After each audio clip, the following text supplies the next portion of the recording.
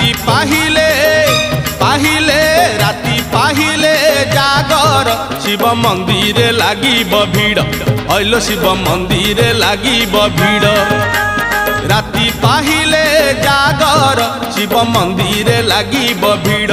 हइलो शिव मंदिर लागिब भीड़ पहली दर्शन पहली घर्षण पहली दर्शन पहली घर्षण पहली पंडा पहली धंडा पहली भोग पहली जोग पहली भक्त बड़ राति पाहिले पाहिले राति पाहिले जागर शिव मंदिर लागिब भीड़ हइलो शिव मंदिर लागिब भीड़।